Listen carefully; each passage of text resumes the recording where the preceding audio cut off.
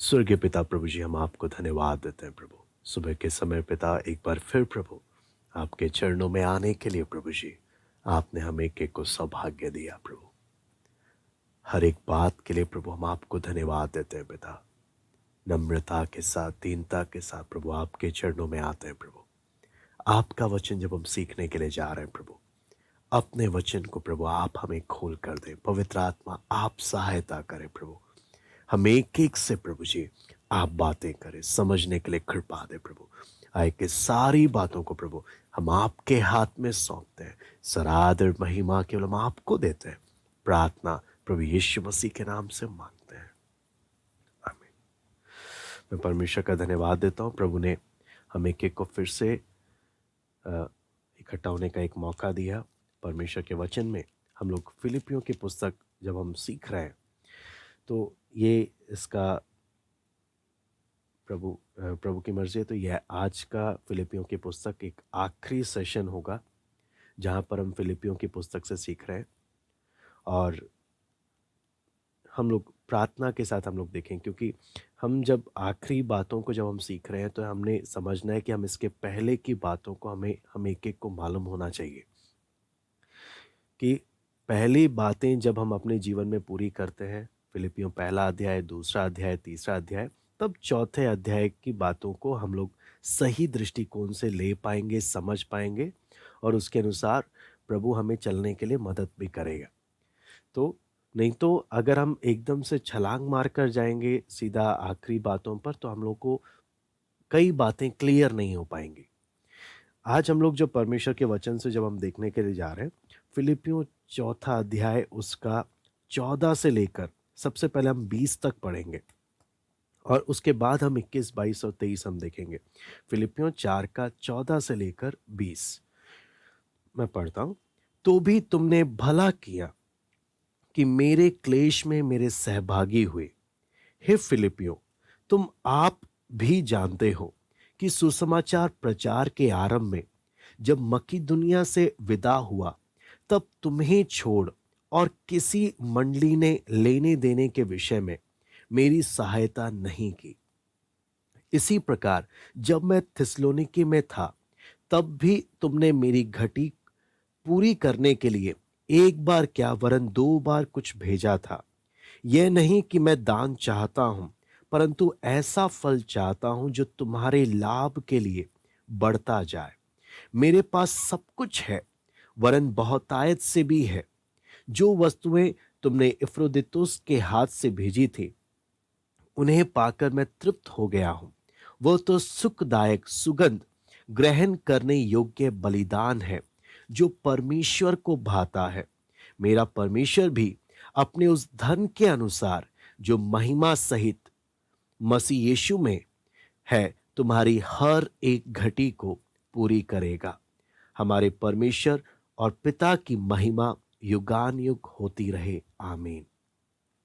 जब हम परमेश्वर के वचन को पढ़ते हैं तो अगर हम सही क्रम से जाएं तो हम हर चीज के प्रति, आपको मालूम है, हमारे जीवन में एक सही तस्वीर बनकर आएगा। लेकिन अगर हम वचन के कुछ कुछ बातों को देख रहे हैं तो कई बार क्या होता है, हमारे दिमाग में हर बात के लिए एक अलग ही चित्र बन जाता है। हमें दोनों पहलुओं को देखना है। यहाँ पर आप देखेंगे फिलिपियों चौथा अध्याय के आखिरी सेशन में पौलुस धन से संबंधित बातें कर रहा, सबसे आखिरी में। कहने का मतलब जो व्यक्ति एक मन, फिलिपियों पहला अध्याय में एक मन के साथ चल रहा है, फिलिपियों दूसरा अध्याय में समर्पित मन के साथ चल रहा है, फिलिपियों तीसरा अध्याय के अनुसार आत्मिक मन के अनुसार चल रहा है, फिलिपियों चौथा अध्याय में सुरक्षित मन लेके चल रहा है, वो ये सब जो फॉलो कर रहा है, अब उनके लिए आखिरी में बात आ रहा है धन से संबंधित।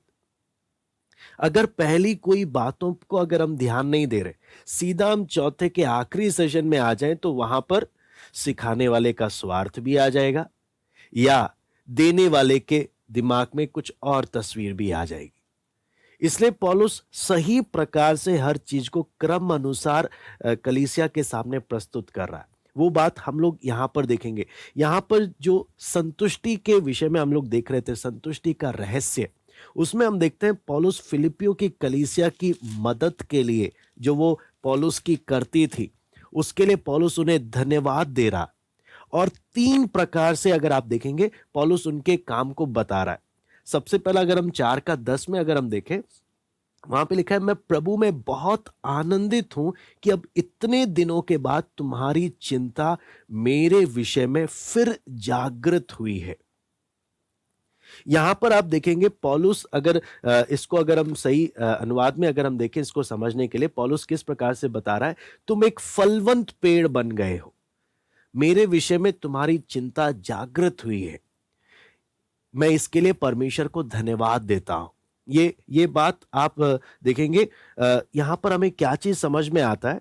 यहां पर जब हम एक तरीके से देखें, कई बार हमारे मसीह जीवन में एक ठंडा समय आता है और उसके बाद जब वापस एक आत्मिक रूप से जब एक आत्मिक रूप से हम एक आशीषित होते हैं, तो पौलुस इनके दान के विषय में बोलता है कि तुम फिर से फलवंत हुए, तुम फिर से जागृत हुए। क्योंकि आगे जब आप देखते हैं वहां पे लिखा हुआ है 15 में, हे फिलिपियों, तुम आप भी जानते हो कि सुसमाचार प्रचार के आरंभ में जब मैं मकिदुनिया से विदा हुआ, तुम्हें छोड़ और किसी मंडली ने लेने देने के विषय में मेरी सहायता नहीं की। कितनी कलीसिया पौलुस ने प्रभु ने इस्तेमाल किया कलीसियाओं को स्थापित करने के लिए, लेकिन आर्थिक रूप से पौलुस को मदद करने वाला जल्दी से कोई नहीं था। फिलिपियों की कलीसिया बहुत गरीब है। अगर आप देखेंगे वचन, इसका बैकग्राउंड जब हम पढ़ते हैं, फिलिपियों की कलीसिया अमीर नहीं थी, गरीब थी, लेकिन गरीब होने पर भी ये पौलुस की मदद करने के लिए, आर्थिक रूप से मदद करने के लिए हमेशा बढ़ चढ़कर आगे रहती थी। इसलिए पौलुस बोलता है कि तुम्हारी मेरे विषय में चिंता जागृत हुई। यहां पर आप देखना कलीसिया का अगर पैटर्न देखेंगे, प्रभु का दास कलीसिया की चिंता कर रहा है, कलीसिया प्रभु के दास की चिंता कर रही है। यह है कितना एक बैलेंस, एक मसीह परमेश्वर की देह में जो एक संतुलन है, वो किस प्रकार से है। परमेश्वर के दासों को प्रभु ने जिम्मेदारी दिया कि कलीसिया की आत्मिक स्थिति को क्या करना, उनको जो वचन सिखाना है बराबर उनको वचन सिखाओ, जो प्रार्थना उनके विषय में करना बराबर प्रार्थना करो, वचन सिखाओ। ये है परमेश्वर के दासों की जिम्मेदारी।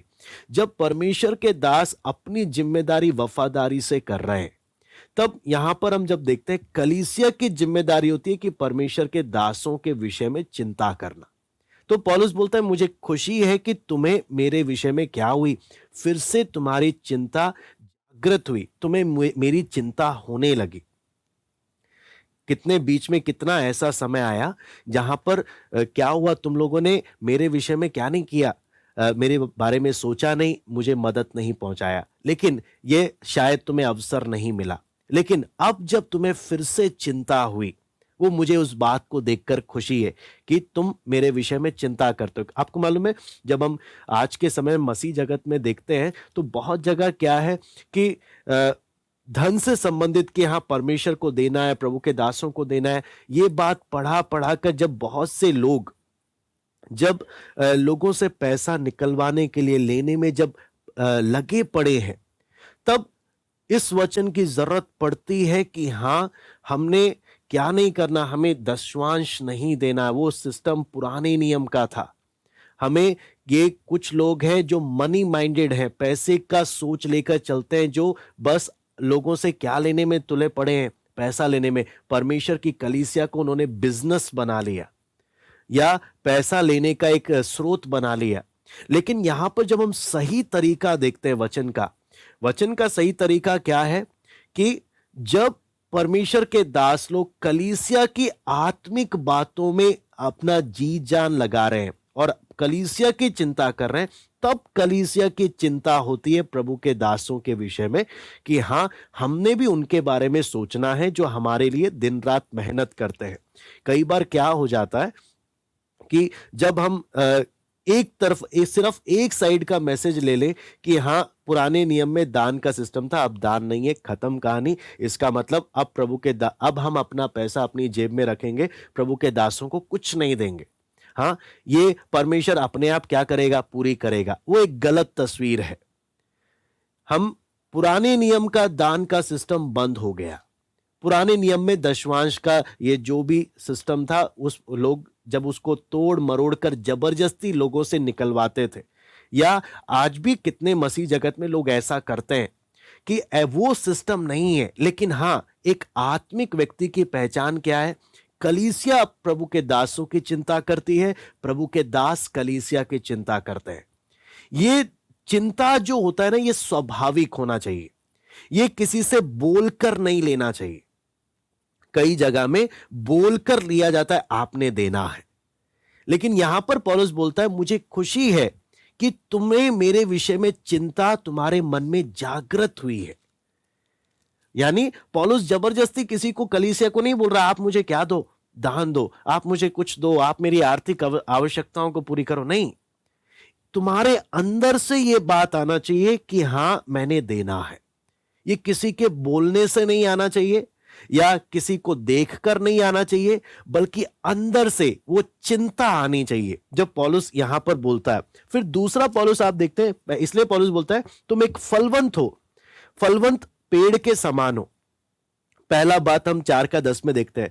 फिर 4:14 से 17 जब हम देखते हैं तो यहां पे लिखा है तो भी तुमने भला किया कि मेरे क्लेश में मेरे सहभागी हुए। हे फिलिपियों, तुम आप भी जानते हो सुसमाचार प्रचार के आरंभ में जब मैं मकिदुनिया से विदा हुआ तब तुम्हें छोड़ और किसी मंडली ने लेने देने के विषय में मेरी सहायता नहीं की। इसी प्रकार जब मैं थिस्सलुनीके में था तब भी तुमने मेरी घटी पूरी करने के लिए एक बार क्या वरन 2 बार कुछ भेजा था। यह नहीं कि मैं दान चाहता हूं, यहां पे स्पष्ट लिखा है यह नहीं कि मैं दान चाहता हूं, परंतु मैं ऐसा फल चाहता हूं जो तुम्हारे लाभ के लिए बढ़ता जाए। आप देखना यहां पर स्पष्ट रीति से जो बात पौलुस बोल रहा है, मैं दान नहीं चाहता। पौलुस साफ साफ क्या बोल रहा है? मुझे दान नहीं चाहिए, लेकिन मैं ऐसा फल चाहता हूं जो तुम दो तो तुम्हारे लिए वो क्या हो जाए। आप यहां पे देखेंगे, मैं ऐसा फल चाहता हूं जो तुम्हारे लाभ के लिए बढ़ता जाए। जब परमेश्वर की कलीसिया प्रभु के दासों के विषय में चिंतित होकर जब उनकी आवश्यकताओं को पूरी करने के लिए अपनी तरफ से जब आगे बढ़ते हैं, उसका यहां पर क्या लिखा है? यहां पर वचन में साफ साफ लिखा है, इससे क्या होता है? ये उन्हीं का लाभ होता है जो देते हैं। पौलुस क्या बोलता है? आप जब मुझे दे रहे हो, मुझे देने के लिए मुझे खुशी नहीं हो रहा, आप जब मुझे दे रहे हो वो आपका फायदा कर रहा, मेरा फायदा नहीं कर रहा, वो मेरे से ज्यादा आपका फायदा कर रहा है। क्योंकि आप जब प्रभु को दे रहे हो, प्रभु किसी का कर्जदार नहीं। आप देखना, एक एक वचन को अगर हम सही तरीके से पढ़कर देखें, पौलुस बोलता है मैं ऐसा फल चाहता हूं जो तुम्हारे लाभ के लिए बढ़ता जाए। फिलिप्पी की कलीसिया आर्थिक रूप से जब प्रभु के दास पौलुस की जब मदद कर रही है, आप देखेंगे फिलिप्पी की कलीसिया आत्मिक रूप से बढ़ रही है।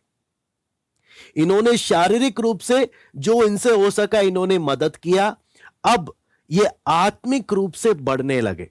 दोनों में आप देखना कितना फर्क है। जब हम हमारे पास जो है, जब हम प्रभु के लिए उसको खर्च नहीं करते तो उसका नुकसान क्या होता है? हमारी आत्मिक उन्नति में भी कहीं ना कहीं ये एक रुकावट बन जाता है। ये बात भी एक रुकावट बन जाता है। इसलिए पौलुस बोलता है कि तुम जो मेरे लिए कर रहे हो उससे मुझे दान नहीं चाहिए, तुम्हारा एक दान नहीं चाहिए, मेरे पास बहुत है।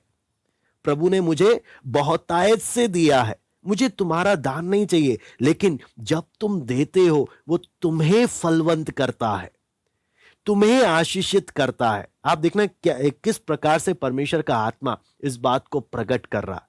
जब तुम देते हो वो तुम्हारी आत्मिक उन्नति के लिए होता है, तुम्हें हर प्रकार से परमेश्वर की आशीष को प्राप्त करने के लिए तैयार करता है। क्योंकि यहां पर जब हम पौलुस के फिलिप्पी की कलीसिया के बारे में देखेंगे ना, ये कलीसिया आर्थिक रूप से बहुत गरीब है, लेकिन फिर भी पौलुस क्या बोल रहा है?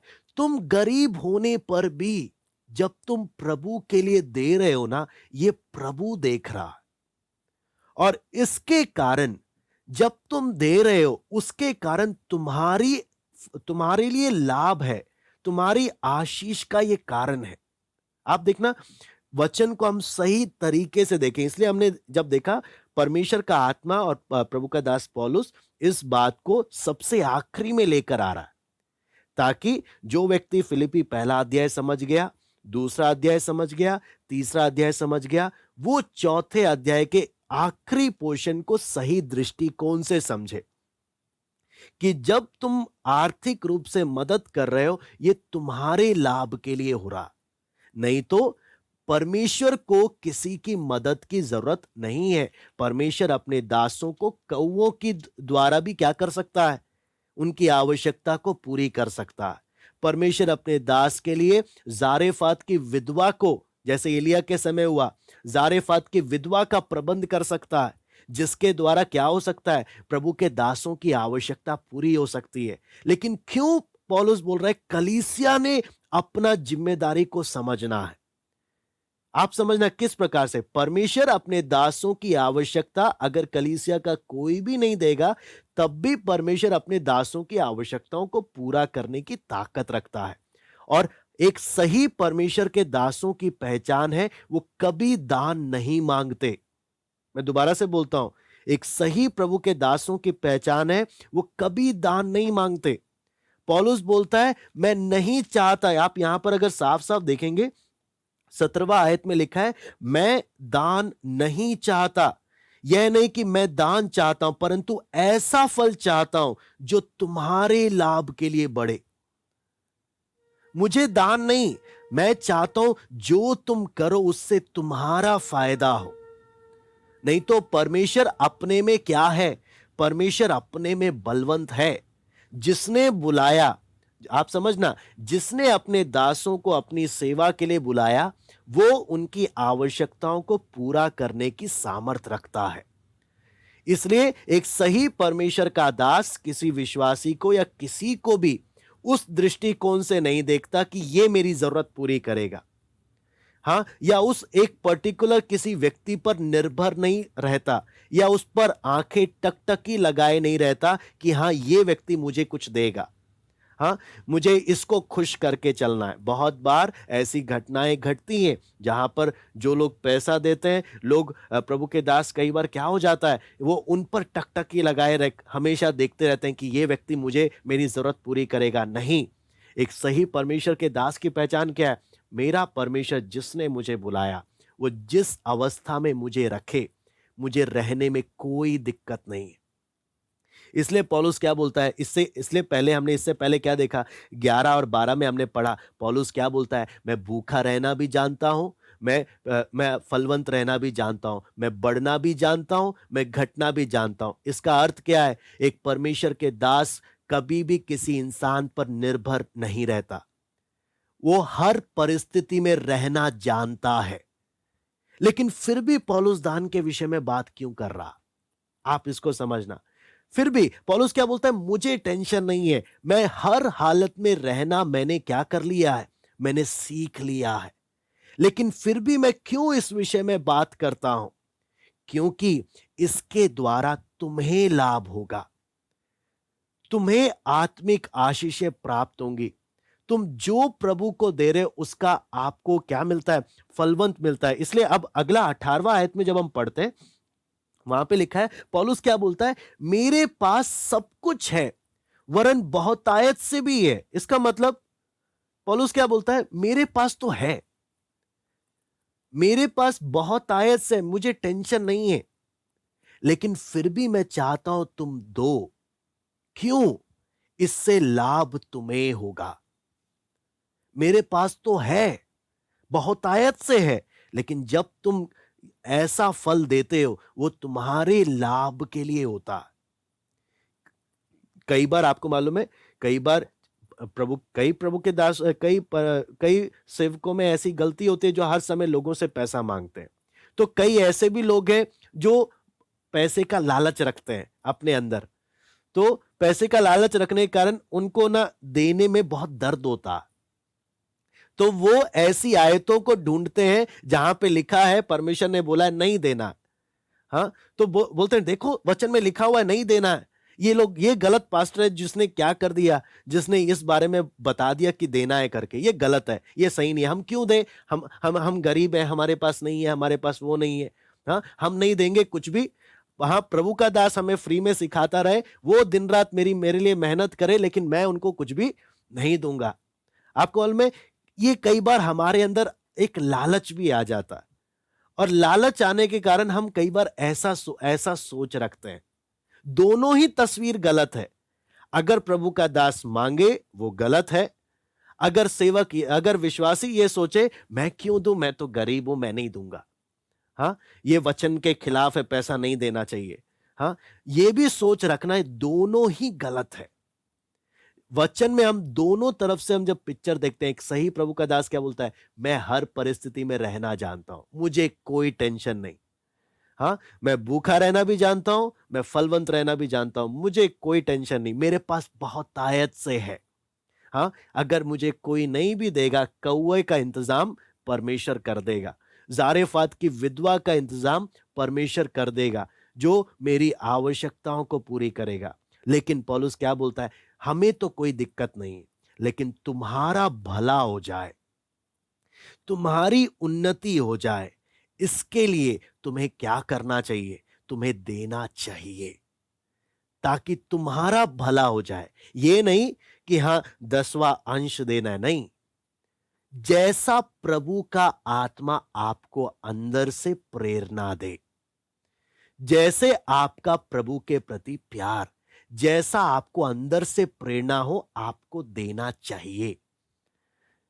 ये बात वचन कहता है, इससे तुम्हारा भला होता है। फिर 18वां आयत में आप देखें, वहां पे लिखा है, मेरे पास सब कुछ है वरन बहुतायत से है, जो वस्तुएं तुमने इफ्रुदितुस के हाथ से भेजी उन्हें पाकर मैं तृप्त हो गया हूं, वो तो सुखदायक सुगंध ग्रहण करने योग्य बलिदान है, जो परमेश्वर को भाता है। यानी फिलिप्पी की कलीसिया गरीब होने पर भी जब क्या कर रही है, दान दे रही है, पौलुस क्या बोलता है, ये तुम्हारा बलिदान है। हाँ, तुम एक तरीके से क्या कर रहे हो, अपनी जरूरतों को काट कर, अपनी इच्छाओं को काट कर तुम जब प्रभु के लिए दे रहे हो ना, ये तुम्हारा एक बलिदान है जो प्रभु के लिए तुम कर रहे हो। और पौलुस क्या बोलता है, तुम्हें इसका जरूर प्रभु क्या देगा। इसलिए आप अगर वहां पर देखेंगे, वहां पर पौलुस 19वें आयत में लिखता है, इसलिए मेरा परमेश्वर भी अपने उस धन के अनुसार जो महिमा सहित मसीह यीशु में है, तुम्हारी हर एक घटी को पूरी करेगा। आप देखना, जब तुम ऐसे कर रहे हो, पौलुस क्या बोलता है, मेरा परमेश्वर, जब तुम परमेश्वर के दास की चिंता कर रहे हो, जब तुम परमेश्वर को तुम अपनी घटी में भी तुम प्रभु के लिए अपना बलिदान कर रहे हो, जब तुम ऐसा कर रहे हो, पौलुस क्या बोलता है, मैं तुम्हें बोलता हूं मेरा परमेश्वर अपने उस असीम धन के अनुसार क्या करेगा, तुम्हारी हर एक घटी को पूरी करेगा। बोलता है मुझे पूरा निश्चय है। पौलुस बोलता है मैं नहीं कर सकता, तुमने जो मुझे दिया मैं तुम्हें रिटर्न कुछ नहीं दे सकता, लेकिन हां, मैं एक बात की गारंटी दे सकता हूं, तुमने जब प्रभु को दिया है ना, मेरा परमेश्वर, मैं तुम्हें गारंटी देता हूं, मेरा परमेश्वर तुम्हारी हर एक घटी को क्या करेगा, पूरी करेगा। आप समझना किस प्रकार से परमेश्वर का दास एक सही चित्र लेकर आ रहा, ताकि हम धन के विषय में भी हमारे दिमाग में एक सही तस्वीर हो, एक सही तस्वीर कि मेरी सोच क्या होनी चाहिए, किस प्रकार से। आप मेरी सोच ये नहीं होनी चाहिए कि सामने बैठा परमेश्वर का दास को मेरे पैसों का लालच है, नहीं, मैं नहीं भी दूंगा, आप मुझे वो कोई दिक्कत नहीं, परमेश्वर अपने दासों की आवश्यकता को पूरा करने के लिए सामर्थ्यवान है। मेरे देने से ही कुछ नहीं होगा, मैं नहीं भी दूंगा तब भी प्रभु अपने दासों की जरूरत पूरी करेगा, लेकिन मेरे देने से मेरा लाभ होता है, मेरे देने से मेरी आत्मिक उन्नति होती है, वो मेरे लिए आशीष का कारण बनता है। और जैसे वो मेरे लिए चिंता करते हैं, मेरा फर्ज बनता है मैंने भी उनकी जरूरतों के विषय में चिंता करना है, मेरा फर्ज बनता है ये, और इसी के द्वारा आत्मिक उन्नति होती है। दोनों तरफ से आपको मालूम है, कलीसिया और परमेश्वर के दास हर प्रकार से फलवंत होते हुए बढ़ते हैं, हर प्रकार से। लेकिन जहां मेरे अंदर लालच आ जाता है, जहां मेरे अंदर स्वार्थ आ जाता है, वहां ये कोई भी बातें होती नहीं। ये कोई भी बात है, अगर आप वचन में देखेंगे पौलुस इनके इनके दान को क्या बोल रहा है, ये दान नहीं, ये तुम्हारा बलिदान है। पौलुस क्या बोल रहा है, ये दान नहीं, ये तुम्हारा क्या है, तुम्हारा बलिदान है। तुम प्रभु के लिए बलिदान कर रहे हो। और वचन में जब हम इसके बारे में देखते हैं, ये परमेश्वर की महिमा के लिए तुम्हारा जो किया गया बलिदान है। आप हम पढ़ेंगे पहला पतरस 2:5 हम पढ़ते हैं। पहला पतरस 2:5।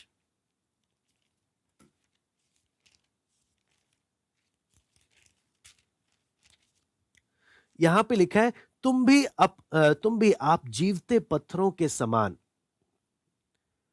आत्मिक घर बनते जाते हो, जिससे याजकों का पवित्र समाज बनकर ऐसे आत्मिक बलिदान चढ़ाओ जो यीशु मसीह के द्वारा परमेश्वर को ग्रहण है। यानी वचन साफ साफ बोलता है, कलीसिया ने भी आत्मिक बलिदान चढ़ाने हैं जो परमेश्वर को भाने वाले हैं। और आत्मिक बलिदानों में आपको मालूम है, सबसे पहला बलिदान जो आता है, रोमी 12:1 और 2 में हमने पढ़ा है, इसलिए मैं उन आयतों में नहीं जाऊंगा, कि अपने शरीरों को सबसे पहले जीवित पवित्र भावता हुआ बलिदान करके चढ़ाओ। हाँ, दान दान एक बलिदान बाद में आ रहा। सबसे पहला बलिदान क्या है, अपने शरीर को प्रभु के लिए अर्पित करो। प्रभु, मैं अपना शरीर तुझे एक आत्मिक बलिदान करके चढ़ा रहा हूं। इस शरीर के द्वारा प्रभु तेरी महिमा होनी है। इस शरीर के द्वारा मेरी इच्छाएं नहीं, तेरी महिमा होने का एक समर्पण होना चाहिए। फिर उसके बाद इब्रानी 13:15 भी हम पढ़ लेते हैं। इब्रानी 13:15 यहां पे लिखा है, इसलिए हम उसके द्वारा स्तुति रूपी बलिदान, अर्थात उन होठों का फल जो उसके नाम का अंगीकार करते हैं, परमेश्वर को सर्वदा चढ़ाया करें। यानी परमेश्वर की स्तुति करने का बलिदान। जो व्यक्ति अपने होठों से प्रभु की हमेशा स्तुति करता है, यह है दूसरा बलिदान। पहला बलिदान है मेरे शरीर का बलिदान, दूसरा है मेरे होठों के द्वारा प्रभु की स्तुति करने वाला बलिदान। फिर तीसरा हम पढ़ते हैं, आप निकाल लीजिए, इब्रानी 13:16 में हम पढ़ते हैं, भलाई करना और उदारता दिखाना ना भूलो, क्योंकि परमेश्वर ऐसे बलिदानों से प्रसन्न होता है। तीसरा बलिदान क्या है, भलाई करना और उदारता दिखाना। जहां पर आप अपनी इच्छाओं को, अपनी जरूरतों को साइड कर कर आप दूसरों की भलाई कर रहे हैं, आप दूसरे के लिए उदारता दिखा रहे हैं। पर वचन में क्या लिखा है, आप ऐसा बलिदान करते रहो, क्योंकि परमेश्वर ऐसे बलिदानों से क्या होता है, परमेश्वर प्रसन्न होता है। जब आप अपना टाइम अपने लिए छोड़कर आप दूसरे के लिए खर्च कर रहे हैं, जब आपने अपना आर्थिक बातें, आपने अपनी जरूरतों को साइड रखकर आप दूसरे के लिए कर रहे हैं, जब आपने अपनी इच्छाओं को साइड रखकर, आपकी सोच में आपकी कितनी इच्छाएं होंगी, जब आप उनको साइड रखकर आप दूसरे की जरूरतों को पूरा कर रहे हैं, वचन क्या बोलता है, जब आप भलाई कर रहे हैं, जब आप उदारता दिखा रहे हैं, ये बलिदान परमेश्वर को भाता है। हम देख रहे हैं कितने सारे बलिदान है। पहला बलिदान है, आते साथ पहला नहीं, कई बार क्या होता है, लोग प्रार्थना नहीं करेंगे, वचन नहीं पढ़ेंगे, बस आके प्रभु के दासों के पास में अच्छा एक पैसा दे देंगे, ये लो आप रखो, आप खुश हो जाओ, आप खुश समझो मैं खुश, हाँ प्रभु खुश हो गया और सब ठीक ठीक होगा। नहीं, बलिदान देने के कुछ क्रम है। मैंने अपना शरीर प्रभु के लिए बलिदान करना, मैंने अपने होठों को प्रभु की स्तुति रूपी बलिदान करके चढ़ाना है, मैंने भलाई करने का बलिदान करके चढ़ाना है। फिर आगे जब वचन में हम देखते हैं, ना सिर्फ इतना, हम रोमी 15:16 हम पढ़ते हैं। रोमी 15:16 यहां पे लिखा है, मैं अन्य जातियों के लिए मसीह यीशु का सेवक होकर परमेश्वर के सुसमाचार की सेवा याजक के समान करूं, जिससे अन्य जातियों को मानो चढ़ाया जाना पवित्र आत्मा से पवित्र मन बनकर ग्रहण किया जाए। यानी यहां पर जब पौलुस बोलता है अन्य जातियों को प्रभु के लिए जीतने वाला एक बलिदान, हर प्रकार का बलिदानों के विषय में हम देख रहे हैं। तब आखिरी में जब आता है, वो है कौन सा बलिदान, दान का बलिदान। दान का बलिदान सबसे आखिरी में, दान का बलिदान सबसे पहले नहीं है। पौलुस अपना वचन शुरू करते साथ सबसे पहले दान की बातें नहीं कर रहा, ये सबसे आखिरी में है। दान सबसे आखिरी में है। पहला प्रायोरिटी आपने प्रभु के लिए जीना है, आपने प्रभु के लिए समर्पित रहना है, आत्मिक मन रखना है। हाँ, आपके मन और विचार, आपका आत्मिक जीवन पवित्र होना है। हाँ, फिर आखिरी में आता है दान। आखिरी बलिदान है दान का बलिदान, जो आपके पास, आप उदाहरण के लिए, ये नहीं कि जब मेरे पास बहुत आएगा तब मैं उसमें से दे रहा हूं, नहीं। ये बलिदान क्या है? आप विधवा का 2 दमड़ी है, प्रभु मेरे पास कुछ नहीं है, लेकिन जो है प्रभु वो मैं तुझे देता हूं। वो है आत्मिक बलिदान। जब, और ये गुप्त रूप से किया जाता है, किसी को पता नहीं चलता। ये आपके और परमेश्वर के बीच की बात होती है, जहां पर आप प्रभु के लिए क्या कर रहे हैं। एक परमेश्वर को वचन बोलता है, पौलुस बोलता है, ये सुखदायक सुगंध है। आप समझते हैं, सुखदायक सुगंध। इसलिए जब परमेश्वर बोलता है कि यहां पर जब हम फिलिपियों में पढ़ते हैं, फिलिपियों 4 अध्याय में, तो साफ साफ यहां पर जब देखते हैं तो पौलुस बोलता है, वो तो सुखदायक सुगंध ग्रहण करने योग्य बलिदान है जो परमेश्वर को भाता है। परमेश्वर को भाने वाला बलिदान आप चढ़ा रहे हो, ये परमेश्वर को आपका ऐसा बलिदान भाता है। फिर आगे जब बोलते हैं तब पौलुस क्या बोलता है, मेरा परमेश्वर भी अपने उस धन के अनुसार जो महिमा सहित, हाँ, मसीह यीशु में है, तुम्हारी हर एक घटी को पूरी करेगा। अंग्रेजी में जब देखते हैं, तुम्हारी जरूरतों को पूरी करेगा। जब हम इसके बारे में वचन में जब हम पढ़ते हैं, मनन करते हैं, तो आप समझना, परमेश्वर ये नहीं बोलता परमेश्वर मेरे लालच को पूरा कभी नहीं करेगा। आप समझना, कई लोग क्या सिखाते हैं, तुम दो तो तुम्हें भी दिया जाएगा, मैं उसमें भी आने वाला हूं। हाँ, उसका अर्थ क्या है? हाँ, जब वचन में जब लिखा है हिला हिला के, दबा दबा कर, उस आयत में भी आ रहे हैं। कई बार ना हम आयतों को भी, बहुत कुछ हमारे दिमाग में एक गलत छवि बना होता है, लेकिन यहां पर जब हम देखते हैं, पौलुस बोलता है तुम्हारी घटी को पूरा करेगा, या तुम्हारी जरूरत को पूरा करेगा, तुम्हारी इच्छाओं को नहीं। आपको मालूम है, कई बार हम बहुत सारे लालच से भरी हुई इच्छाओं को हम प्रभु के सामने रखते हैं कि प्रभु आपने बोला है दो तो तुम्हें दिया जाएगा, तो प्रभु मैंने दे दिया, अब मेरे लालच को आप क्या करो, मेरे लालच से भरी हुई इच्छाओं को आप पूरा करो। परमेश्वर ऐसे नहीं करता। परमेश्वर लालच से भरी हुई इच्छाओं को क्या नहीं करता, परमेश्वर पूरी नहीं करता। उसका वादा है मेरी घटी को, अगर उसको दिख रहा है मेरी आत्मिक घटी है, हाँ, मेरे पास जो था, मैंने जब प्रभु के लिए बलिदान चढ़ाया, जब परमेश्वर को दिखता है मेरी आत्मिक घटी है, मेरी उस घटी को वो पूरी करेगा। परमेश्वर देख रहा है मेरे को जिस बात की जरूरत है, परमेश्वर उसको पूरी करेगा, जब मैं भी आगे बढ़ चढ़कर मैं भी क्या कर रहा हूं, बलिदान चढ़ा रहा हूं। तो हम देख रहे हैं ये किस प्रकार से, इसलिए हम समझना, पौलुस इस बात को स्पष्ट करता है, क्योंकि फिलिपियों की कलीसिया लगभग 10 साल हो गए, कुछ आर्थिक मदद फिलिपियों की कलीसिया ने बीच में दिया नहीं, इतना लंबा समय का गैप हो गया। तो पौलुस उन लोगों को समझा रहा है कि मैं शिकायत नहीं कर रहा कि तुम लोगों ने मुझे कुछ दिया नहीं, बल्कि बोलता है मैं समझ रहा हूं तुम लोग को शायद मौका नहीं मिला होगा, तुम्हें अवसर नहीं मिला होगा, लेकिन पौलुस क्या बोलता है, मैं हर परिस्थिति में मैं संतुष्ट हूं। प्रभु जिस हालत में मुझे रखे, हाँ, क्योंकि मुझे मालूम है, हाँ, पौलुस बोलता है मुझे मालूम है परमेश्वर ने जो भी मेरे जीवन में आने दे रहा है वो परमेश्वर की इच्छा है। अगर परमेश्वर मुझे भूखा रहना चाहता है तो मैं भूखा रहने के लिए तैयार हूं। मैं 10 लोगों के आगे भीख नहीं मांगूंगा, मैं लोगों को बोलता फिरूंगा नहीं कि आप मुझे क्या दो, मुझे पैसे दो। परमेश्वर जैसे मुझे रखे मैं वैसा रहने के लिए तैयार हूं।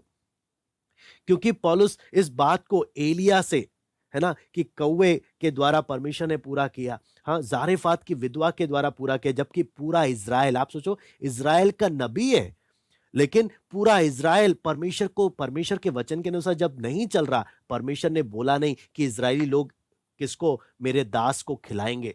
आपको मालूम है परमेश्वर देने भी नहीं दे रहा।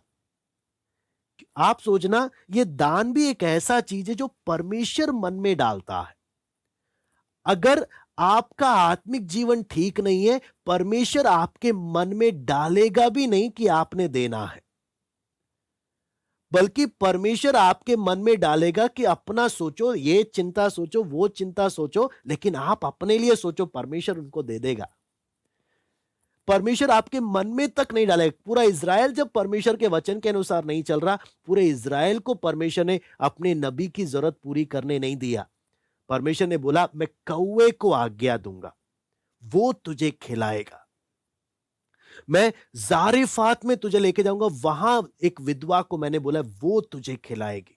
आप समझना, मेरा आत्मिक जीवन जब ठीक नहीं होता, परमेश्वर ही मुझे स्वार्थी बनाकर मुझे क्या बोलेगा, तू तू मत दे, कुछ वचन के खिलाफ है। आपको मालूम है, दो तीन वचन भी दे देगा, हाँ, ताकि तू मत दे, मुझे तेरा नहीं चाहिए। क्योंकि आप जब प्रभु को देते हो, वचन बोलता है प्रभु किसी का कर्जदार नहीं, प्रभु को भी देना पड़ता है। इसलिए जब हमारा जीवन ठीक नहीं, प्रभु बोलता है तू ना दे। क्यों? मैं भी मैं जब तुझसे प्रसन्न नहीं हूं, मुझे तेरा कुछ नहीं चाहिए। पर आप समझना, जब परमेश्वर हमारे जीवन से प्रसन्न नहीं होता, परमेश्वर खुद बोलता है तू ना दे, क्योंकि मैं तुझसे क्या नहीं हूं, मैं तुझसे प्रसन्न नहीं हूं, इसलिए मुझे तेरा कुछ नहीं चाहिए। इस एक एक बातों को जब हम देखते हैं, इसलिए पौलुस एक एक बात को जब वचन में खोल खोल कर बताता है, उसके लिए हम एक बार उस आयत को भी पढ़ेंगे, लूका 6 का 38, जिस आयत के बारे में कई बार इसको गलत तरीके से प्रस्तुत किया जाता है, उसके बारे में भी हम देखेंगे। लूका 6 का 38।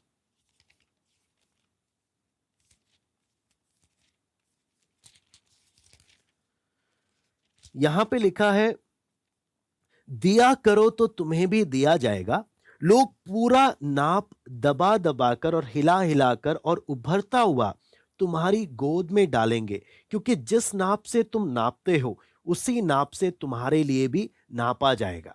तो ये यीशु मसीह खुद इस विषय में बोल रहा है कि तुम दो तो तुम्हें दिया जाएगा। और कौन तुम्हें दे रहा है? परमेश्वर बोल रहा है, लोगों को परमेश्वर इस्तेमाल करेगा।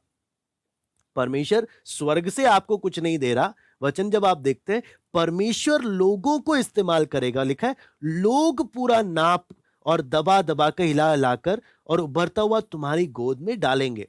परमेश्वर ऐसी परिस्थितियां बनाएगा जहां पर लोग आपकी जरूरतों को पूरा करेंगे। ये परमेश्वर प्रभु यीशु मसीह खुद बोल रहा है। अगर इसका उदाहरण हम एक एक घटना में अगर देखें, आपको मालूम है जब पतरस ने, शिमोन पतरस ने जब प्रभु यीशु मसीह को अपनी नाव दी कि मेरी नाव में आकर प्रभु आप प्रचार करो, हाँ, उसने अपना नाव प्रभु के प्रचार करने के लिए क्या करा? खोल कर दिया। आपको मालूम है क्या हुआ? परमेश्वर ने, जब प्रभु यीशु मसीह ने जब उसकी नाव का इस्तेमाल किया, जाने से पहले उसकी नाव को मछलियों से भरकर गया। आप समझना, जाने से पहले उसकी नाव को मछलियों से इतना भर दिया कि उसकी नाव डूबने की स्थिति में आ गई। परमेश्वर प्रभु यीशु मसीह ने इतना फलवंत किया। क्यों? मैं किसी का कर्जदार नहीं हूं, तूने मुझे कुछ दिया ना, मैं तुझे उसका बदला जरूर दूंगा। इसलिए यीशु मसीह खुद इस उदाहरण को बोलते हैं, अगर तुम मेरे नाम से किसी को एक गिलास ठंडा पानी भी अगर पिला रहे हो, तुम्हें उसका 1 गुना प्रतिफल नहीं, 100 गुना प्रतिफल मैं दे रहा हूं। क्यों? मैं किसी का कर्जदार नहीं हूं। फिर दूसरा घटना भी जब हम देखते हैं, आपको मालूम है, जब प्रभु यीशु मसीह अंतिम भोज के लिए ऊपरी कोठरी में गया, वो भी उसने किसी का कमरा इस्तेमाल किया। यीशु का अपना नहीं है, अपना घर नहीं है, दूसरे का कमरा इस्तेमाल किया। लेकिन आपको मालूम है वो कमरा क्या बन गया? पिन्तेकुस्त के दिन पवित्र आत्मा से सबको भरने वाला और कलीसिया का मेन सेंटर पॉइंट बन गया वो, जहां पर परमेश्वर ने पूरे आत्मा से एक एक को भर दिया। एक व्यक्ति ने अपना घर प्रभु के लिए खोला, परमेश्वर ने उस घर को किससे भर दिया? अपने आत्मा से भर दिया। आप सोच कर देखिए, जो व्यक्ति प्रभु के लिए कुछ भी कर रहा है, प्रभु उसका बदला कैसे चुका रहा। तीसरा घटना जब हम देखते हैं, एक बच्चा आया 5 रोटी 2 मछली लेकर, हाँ, उसने प्रभु को वो दिया। प्रभु ने ना सिर्फ उसके भूख को मिटाया, बल्कि उसके द्वारा सबकी भूख को मिटाया और 12 टोकरी और भरकर दे दिया। आपको समझ रहे हैं प्रभु का करने का तरीका? आपने प्रभु को ज्यादा नहीं दिया, आपने प्रभु को जो आपके पास है आपने दिया, प्रभु ने उसको किस प्रकार से आशीष में बदल दिया, वो बात को हम वचन में देखते हैं। इसलिए फिलिपियों की कलीसिया को जब पौलुस लिखता है तो क्या चीज बताता है? तुमने जो थोड़ा सा प्रभु को दिया है, तुमसे जो हुआ, तुमने अपनी गरीबी में भी तुमने एक बलिदान के रूप में जो प्रभु को दिया। पौलुस क्या बोलता है? मैं तुमसे वादा करता हूं, मेरा परमेश्वर तुम्हारी हर एक घटी को पूरी करेगा। आप समझना, पौलुस क्या बोलता है? मेरा परमेश्वर, मैं जानता हूं, मेरा परमेश्वर तुम्हारी हर एक घटी को क्या करेगा? पूरी करेगा। तुमने तुमने एक घटी मेरी पूरी करी। आप समझना, तुमने मेरी एक जरूरत पूरी करी है। मेरा परमेश्वर तुम्हारी हर जरूरत को पूरी करेगा। आप देखना किस प्रकार से परमेश्वर का तरीका पौलुस बता रहा है। तुमने एक चीज मेरे लिए किया, तुमने सब चीज मेरे लिए नहीं किया, तुमने एक चीज मेरे लिए किया, प्रभु को समझकर कि तुम प्रभु के लिए कर रहे हो। एक चीज किया, प्रभु बदले में क्या करेगा? तुम्हारी हर घटी को पूरी करेगा। आप सोचो किस प्रकार का परमेश्वर का तरीका है। परमेश्वर का आत्मा अपने दास के द्वारा किस प्रकार से इस बात को लिखा रहा है। इसलिए लिखा है, इसलिए पौलुस अपने बाकी पत्रियों में बोलता है, देने वाला अगर देना है तो कभी कुड़कुड़ाना नहीं, बल्कि कैसे करना? देने वाला खुशी से देना चाहिए, क्योंकि वो परमेश्वर इस बात को देखता है, क्योंकि परमेश्वर ऐसों से प्रीति रखता है।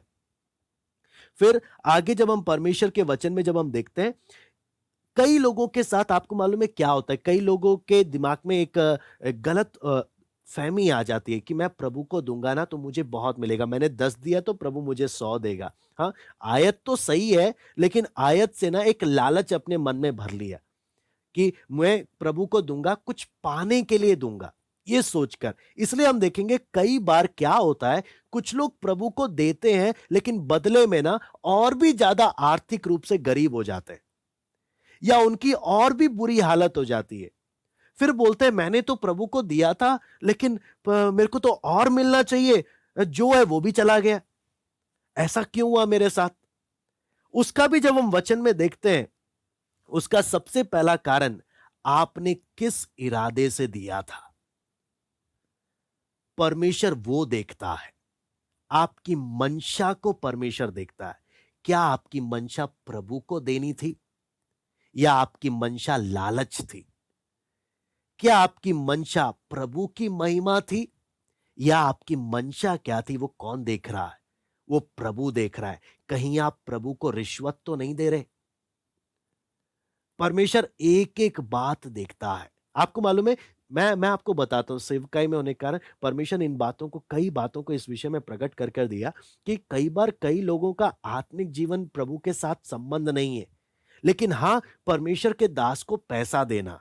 आप समझना, जो जब आप प्रभु के साथ नहीं चल रहे, आप अगर प्रभु को रिश्वत देने की कोशिश करोगे, प्रभु वो पैसा कभी भी अपनी सेवकाई में इस्तेमाल होने नहीं देगा। प्रभु कभी भी नहीं होने देगा। बेशक आपने वो पैसा किसके हाथों तक पहुंचा दिया, वो परमेश्वर के दासों के हाथों तक पहुंचा दिया, लेकिन प्रभु उसको अपनी सेवा के लिए कभी इस्तेमाल नहीं होने देगा। परमेश्वर उसको कैसे ना कैसे, कहीं ना कहीं से उसको निकलवा देगा, उसको यूजफुल बनने नहीं देगा, क्योंकि आपकी सोच गलत थी, जिसके कारण आपने जैसे तैसे करके प्रभु के हाथों, प्रभु के दासों के द्वारा उनके पास पहुंचा दे, लेकिन आप सही नहीं होने करना, परमेश्वर ने उसको ग्रहण ही नहीं किया, परमेश्वर ने उसको एक्सेप्ट ही नहीं किया। परमेश्वर, आपको मालूम है, परमेश्वर के साथ टेढ़ापन करना परमेश्वर कभी बर्दाश्त नहीं करता। इसलिए कई लोग देने पर और ज्यादा बुरी आर्थिक स्थिति में पहुंच जाते हैं, और ज्यादा बुरी आर्थिक स्थिति में। उसका कारण यही है। फिर दूसरा बात जब हम देखते हैं परमेश्वर के वचन में, कि कई बार जब ऐसा करते हैं तो परमेश्वर हमें यहां पर एक बात और बताता है कि कई बार परमेश्वर क्या करता है, आपने जो दिया, परमेश्वर आपको बदले में आर्थिक देने के बजाय परमेश्वर आपको आत्मिक आशीषें देता है। कई बार लोग परमेश्वर को जब देते हैं, वो शारीरिक रूप से आशीष आने के बजाय परमेश्वर उसको आत्मिक आशीषों में बदल देता है। जो लोग, इसलिए वचन में जब हम देखते हैं, आप पढ़ लीजिए पहला कुरिन्थी 9 का 11। पहला कुरिन्थी 9 का 11।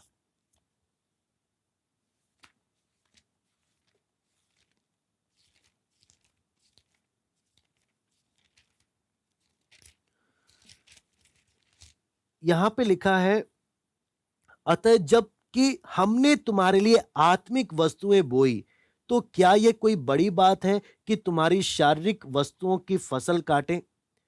यहां पर आप देखेंगे, तुमने हमने तुम्हारे लिए आत्मिक बोया, तो तुम शारीरिक बोकर तुम क्या कर रहे हो? तुम्हें आत्मिक बातें का आशीष मिलेगा।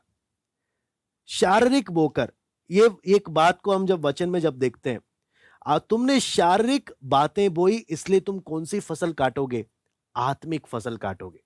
तुमसे जो हुआ तुमने वो किया, परमेश्वर तुम्हें आत्मिक आशीषों से परिपूर्ण करेगा।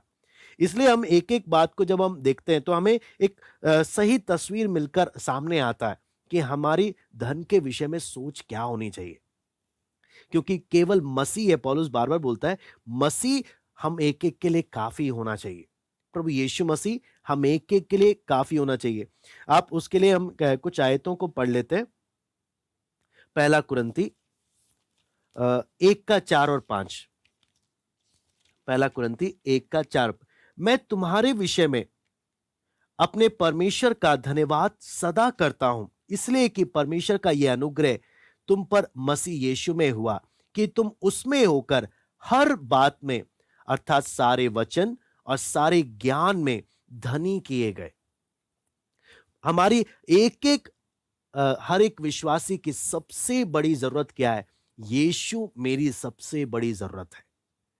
यीशु मेरी, इसलिए पौलुस क्या बोलता है कि मैं परमेश्वर का धन्यवाद करता हूं कि तुम प्रभु यीशु में सारे वचन और सारे ज्ञान में तुम लोग धनी हो गए। वचन और ज्ञान में तुम क्या हो गए? धनी हो गए। परमेश्वर ने क्या किया? तुम्हें उस प्रकार से धनवान बना दिया। फिर उसके साथ साथ इफिसियों 1 का 3 भी हम पढ़ लेते हैं। इफिसियों 1 का 3, यहां पे लिखा है, हमारे प्रभु यीशु मसीह के परमेश्वर और पिता का धन्यवाद हो कि उसने हमें मसीह में स्वर्गीय स्थानों में सब प्रकार की आत्मिक आशीषें दी हैं। फिर उसके बाद हम लोग एक और आयत पढ़ लेते हैं, दूसरा पत्रस 1 का 2 और 3। परमेश्वर की और हमारे प्रभु यीशु की पहचान के द्वारा अनुग्रह और शांति तुम में बहुतायत से बढ़ती जाए, क्योंकि उसकी ईश्वरीय सामर्थ्य ने जो सब कुछ जो जीवन और भक्ति से संबंध रखता है, हमें उसी की पहचान के द्वारा दिया है, जिसे हमें अपनी ही महिमा और सद्गुण के अनुसार बुलाया है।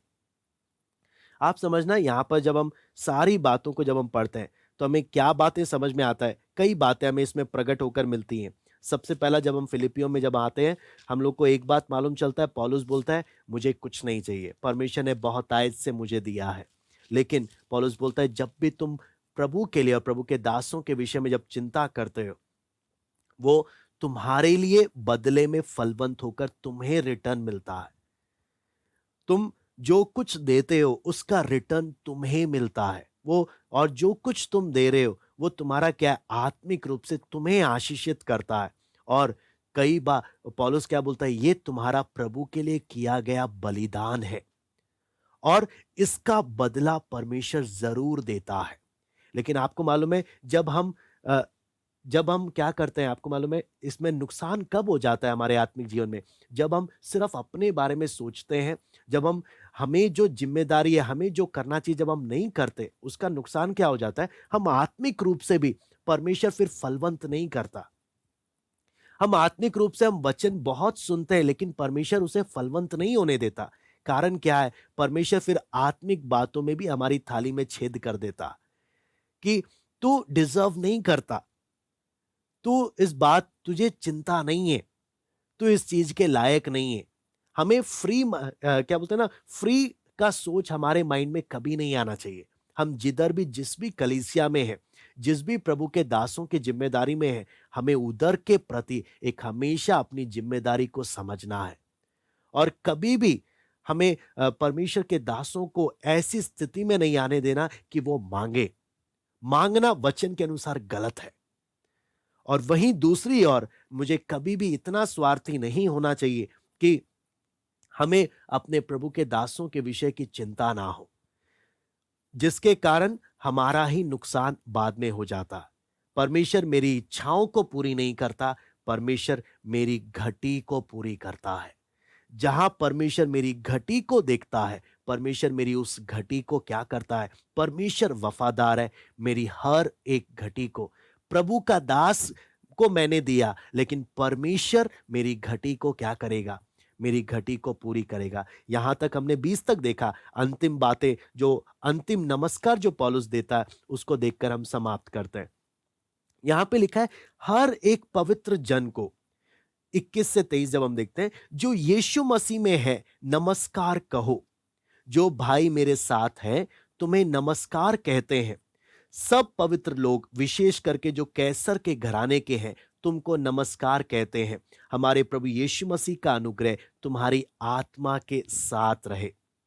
जब हम इस वचन को पढ़ते हैं, आपको मालूम है कुछ बातें हमें यहां पर खुलकर मिलती हैं। सबसे पहला, यहां पे पौलुस जब नमस्कार कह रहा है ना, हर एक पवित्र जन को कह रहा, यानी जिसने भी प्रभु को जीवन दिया। पौलुस अपनी पत्री समाप्त कर, आपको मालूम है कलीसिया में वैरायटीज हैं। कलीसिया में कुछ लोग फरीसी की सोच रखने वाले हैं, कुछ लोग बिल्कुल ही शारीरिक हैं, कुछ लोग अलग अलग, सब अलग अलग हैं। लेकिन पौलुस क्या बोलता है? मैं सबको अपनी ओर से नमस्कार कहता हूं, सबको नमस्कार कहता हूं। जो कोई प्रभु का है, चाहे वो कैसा भी क्यों ना हो, मेरी ओर से नमस्कार है उसको। आपको मालूम है कलीसिया में कितने ऐसे लोग हैं जो पौलुस का दुख बढ़ाने का भी काम करते हैं, कलीसिया में राजनीति भी करते हैं, पौलुस के विषय में उल्टी सीधी बातें भी करते हैं। लेकिन पौलुस क्या बोलता है? मैं नमस्कार करता हूं। जो कोई प्रभु का है, मैं सबको नमस्कार करता हूं। फिर दूसरी बात क्या है? जो भाई मेरे साथ है। पौलुस क्या बोलता है? मैं ही सबसे स्पेशल नहीं हूं। पौलुस का सेवा के प्रति सोच क्या है? मेरे साथ कुछ लोग हैं, मैं उनकी ओर से भी, हाँ, वो भी तुम्हें मेरे संग मिलकर तुम्हें नमस्कार कहते हैं। फिर क्या बोलते हैं? विशेष करके कैसर का घराना तुमको क्या करता है? नमस्कार करते हैं, रोम की कलीसिया की ओर से। फिर आप देखें समाप्त कैसे कर रहा है? प्रभु यीशु मसीह का अनुग्रह तुम्हारी आत्मा के साथ रहे। जब हम देखते हैं अनुग्रह के बारे में, जब हम देखते हैं ना, अनुग्रह में बहुत बातें पौलुस ने एक शब्द में कह दिया। पौलुस कई बातों को कम शब्दों में कहना जानता था। परमेश्वर का आत्मा उसको इस प्रकार से इस्तेमाल, अनुग्रह बोलने का मतलब क्या है? हाँ, कलीसिया में अलग अलग वैरायटी के लोग हैं। अब उदाहरण के लिए कई लोगों को आत्मिक प्रकाशन का जरूरत है। हाँ, परमेश्वर का अनुग्रह तेरी जरूरत आत्मिक प्रकाशन के तुझे मिले। हाँ, कई लोग हैं जिनको आत्मिक बल की जरूरत है, परमेश्वर का अनुग्रह तुझे आत्मिक बल मिले। हाँ, कई लोगों को प्रभु के प्रेम की आवश्यकता है, प्रभु का अनुग्रह तेरे प्रेम में तुझे बलवंत करे। फिर कई लोगों को पवित्र जीवन की आवश्यकता है, प्रभु का अनुग्रह तेरे चरित्र को पवित्र करे। हाँ, एक एक बातों को जब देखते हैं, हर एक आवश्यकता को, पौलुस को मालूम है कलीसिया के बहुत सारे मैटर्स इफ्रुदितुस के द्वारा मालूम चले, लेकिन पौलुस एक शब्द में क्या बोलता है? प्रभु का अनुग्रह। क्यों अनुग्रह बोल रहा है? क्योंकि पौलुस को खुद अपने जीवन में मालूम है, कितनी बार पौलुस ने प्रार्थना किया, प्रभु ये कांटा दूर हो जाए, कांटा दूर हो जाए। लेकिन यीशु ने क्या बोला? तुझे कांटा दूर होने की जरूरत नहीं है, मेरा अनुग्रह तेरे लिए काफी है। अनुग्रह तेरे लिए काफी है। आपको मालूम है कई बातें हैं, कई चिंताएं हैं, कई समस्या, कई बातें हैं। पौलुस क्या बोलता है? अनुग्रह प्रभु का काफी है। जैसे प्रभु का अनुग्रह मेरे लिए काफी है, ऐसे ही प्रभु का अनुग्रह आपके जीवन की हर एक बातों के लिए काफी। आप देखो फिलिपियों 1:2 जब हम पढ़ते हैं, यहां पर आप देखेंगे, यहां पे लिखा है, हमारे पिता परमेश्वर प्रभु यीशु मसीह की ओर से तुम्हें अनुग्रह और शांति मिलती रहे। अपनी पत्री का शुरुआत अनुग्रह और शांति से कर रहा है, और अपनी पत्री का समाप्त आप देखें अनुग्रह के साथ कर रहा है। देखें किस प्रकार से परमेश्वर का दास पूरे अपनी पत्री को प्रस्तुत कर रहा है। परमेश्वर का अनुग्रह तुम्हें मिले, फिर अनुग्रह के साथ उस वचन को देखो। अनुग्रह के साथ उस वचन को सीखो, फिर अनुग्रह के साथ उसको समाप्त करो। आपको मालूम है, ये वचन पूरी फिलिपियों की पुस्तक को भी अगर हमने समझना है, परमेश्वर का अनुग्रह चाहिए।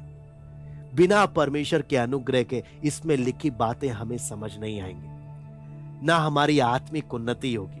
हो सकता है जो नहीं समझना वो समझेंगे। हाँ, हम परमेश्वर के अनुग्रह के बिना हमारा आत्मिक उन्नति नहीं होगा। मैं उम्मीद करता हूं इन वचनों के द्वारा, फिलिपियों की पुस्तक के द्वारा परमेश्वर ने हम सबको जरूर कुछ ना कुछ सीखने को, जरूर हमारी आवश्यकता के अनुसार परमेश्वर ने हमें दिया होगा। प्रभु इन वचनों के द्वारा आप सबको आशीष दे। आइए हम प्रार्थना करते हैं। हमारे स्वर्गीय पिता प्रभु जी, हम आपको धन्यवाद देते हैं पिता, आपका वचन सीखने के लिए प्रभु आपने कुछ समय हमें एक को दिया। आपसे विनती प्रार्थना करते हैं प्रभु जी, अपने वचन के द्वारा हम एक से बात करें, हर बातों को आपके वचन के सही तरीके से समझने के लिए प्रभु आप मदद करें। आपके वचन के प्रति कोई भी गलत तस्वीर अपने दिमाग में लेकर हम ना चलें, बल्कि हर एक बातों को जैसे प्रभु आपके लोगों को शोभा देता है उसके अनुसार चलने के लिए, आपके वचन को मनन करने के लिए, पवित्रताई में और आपके अनुग्रह में बढ़ने के लिए प्रभु हम एक को आप सहायता करें। धन्यवाद देते हैं आज की संगति के लिए। आए के सारी बातों को हम आपके हाथ में सौंपते हैं। सारा आदर महिमा केवल हम आपको देते हैं। प्रार्थना प्रभु यीशु मसीह के नाम से मांगते हैं, आमीन। सबको जय मसीह की। प्रभु आप सबको आशीष दे।